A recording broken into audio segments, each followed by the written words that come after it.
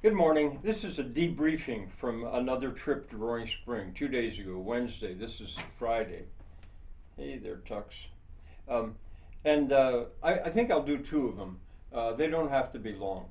Uh, it was a good trip. The first video, I just want to talk about my Mennonite friend, my teacher, my Meister, I should call him maybe, uh, uh, and how that went. It went well. However, he is I- I- Mervyn is 82 years old, I think, and 82, I think, and his wife Laura is very ill, and she's home. She was in the hospital, but she's home now. But so it's an older couple that you might say are suffering because of her illness, but.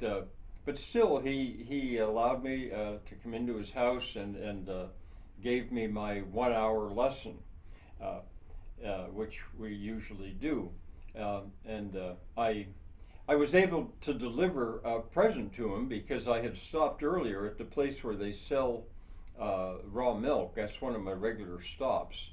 That's out there at, what is the name? I always forget that last name. Uh, it doesn't matter. It's out there by the bottom of Broomba Mountain, beyond Salemville. No, beyond Lafayetteville. And anyway, he gave me 2 pints of yogurt. He said, "Give this to Mervyn," and he said, "You're going to Mervyn's next?" And I said, "Yeah." And he said, "Well, give this to him." And he got him out and gave him to him. I think it was, partly as a gift because of their illness, but I was thrilled to do that because here I was a messenger. What do you call it? I was delivering a package from one Mennonite farm to another Mennonite farm, and I would love to do that every Wednesday. I go by there and come back to Roaring Spring, and I come back. So, so that part was cool, and I even dared to when Curvin came out. Uh, he said hello, Frank. He knew me because we'd talked before, and I dared to try to say something in Pennsylvania Dutch. I said "Guten Tag," which is good day.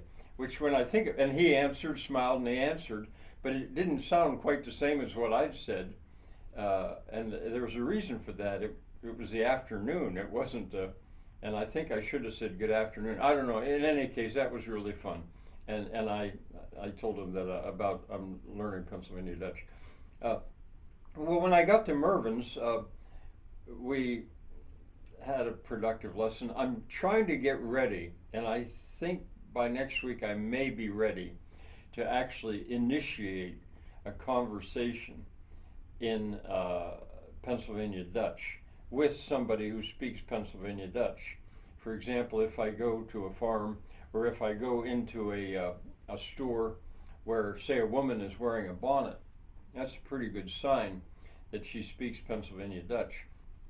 And I may just try that. He's coaching me on just how to get it, and he laughed. I was writing this stuff down, and I write it down in my own spelling system, uh, and that's important to me. And I read what I had written down there, and he smiled and said, "That's pretty good Pennsylvania Dutch," at which I laughed. I said, "That thrills me so much to hear you say that. I know what I'm saying, and I can now say it fairly smoothly. But that's just about the extent of my Pennsylvania Dutch, that little conversation." And he even said, "Well, if you take that paper with you, uh, the person will certainly understand your Pennsylvania Dutch," which just thrilled me. Uh, Now, at that lesson, we usually spend at least part of the time talking about other things besides Pennsylvania Dutch.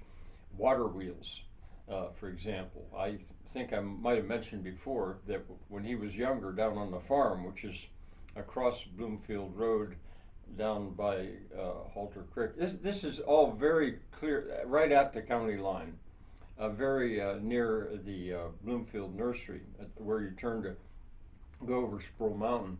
Uh, and he thought that water wheel was probably still there. He said he got it from Indiana a relative of his, I think maybe his father or his uncle, welded it up for him, and then somehow they shipped it here. They got it here. So anyway, and he said, yeah, it would be fine. He thinks to give him a call when Tuesday evening. The phone number, or the phone, is just a bane of his existence in a way, because he kind of has to have it, but he doesn't have a way to manage it. You know, the what do you call it? The people that try to sell you stuff. I can't think of the word. But anyway, I have a time when I can call, and he says, as long as I start right off by saying, "Hi Mervyn, this is Frank," he'll know right away that it's not a.